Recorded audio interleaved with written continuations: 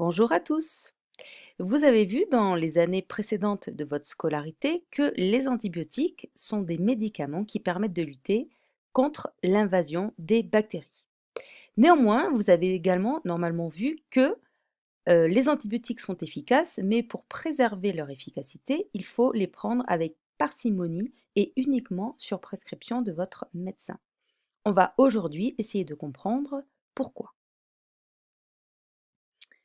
Alors, les bactéries ont un mode de reproduction qu'on dit asexué, c'est-à-dire qu'il n'y a pas de fécondation. Elles se reproduisent toutes seules par simple division cellulaire. C'est ce que vous voyez ici.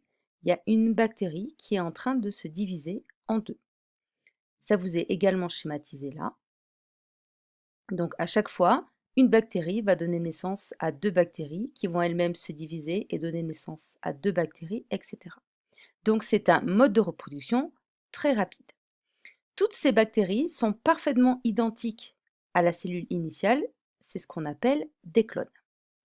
Alors au cours de cette division, il y a un phénomène qui se produit qui s'appelle donc la duplication. Donc en effet, durant leur reproduction, le matériel génétique qui est constitué d'un chromosome circulaire est dupliqué. Pour le moment, je n'explique pas ce mot. Néanmoins, lors de la copie du chromosome, des erreurs peuvent survenir, donc ça on l'a vu. Une modification de l'information génétique, c'est ce qu'on appelle une mutation. Et il peut arriver que ces mutations n'aient aucune influence, mais parfois, elles vont modifier des caractéristiques de la bactérie et notamment les rendre euh, résistantes aux antibiotiques. Donc, première question, à l'aide de la vidéo, donc la vidéo vous l'avez là, il suffit de cliquer sur lecture pour la voir, je vous demande de compléter le schéma suivant. Alors, ce schéma, que représente-t-il? Donc, c'est une boîte de pétri. Donc, une boîte de pétri, c'est une petite boîte en plastique dans laquelle on a mis en culture des bactéries. Alors, vous êtes d'accord avec moi, une bactérie, c'est invisible à l'œil nu, mais lorsqu'elles sont en très grand nombre, ça forme une petite bosse qui devient visible à l'œil nu. Et donc, c'est ce qu'on appelle des colonies. Donc là, vous avez plusieurs colonies de bactéries qui sont donc dans une boîte. Une mutation arrive et donc une colonie devient résistante à l'antibiotique.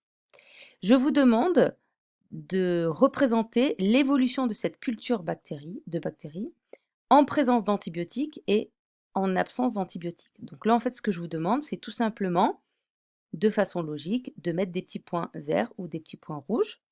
Bien évidemment, c'est très facile à faire une fois qu'on a vu la vidéo. Deuxième question. Donc, à l'aide des documents, alors donc c'est celui-là et également la vidéo dans laquelle vous avez des petits indices, je vous demande donc de m'expliquer ce que signifie le fameux mot duplication. Donc, c'est ce qu'on avait vu ici. D'accord? Donc, voilà, en une phrase, que veut dire duplication du chromosome bactérien?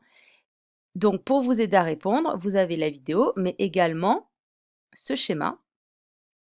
Alors, ce schéma est composé de deux parties. Première partie, un graphique qui vous indique la quantité d'ADN qu'il y a dans une cellule. Donc l'ADN, je rappelle, c'est donc ce chromosome bactérien. D'accord?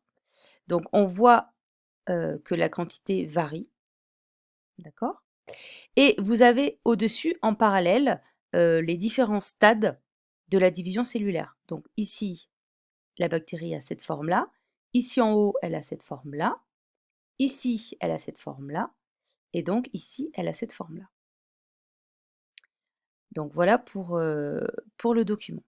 Donc à l'aide de ce document, je vais vous demander de me schématiser l'apparition puis la transmission du caractère résistance aux antibiotiques. Alors, ça paraît compliqué, mais en fait c'est très très simple. Ce que je vous demande, c'est de faire un petit mixte entre ce document-là, d'accord, et ce document-là. Donc la différence entre les deux, ben là, c'est qu'on voit le chromosome bactérien. Et donc, le caractère résistance aux antibiotiques est donc contrôlé par l'information génétique. Donc, ça va être à vous de me localiser sur le chromosome le gène responsable donc de cette résistance. Voilà, je vous souhaite bon courage et on se retrouve en fin de semaine pour une correction.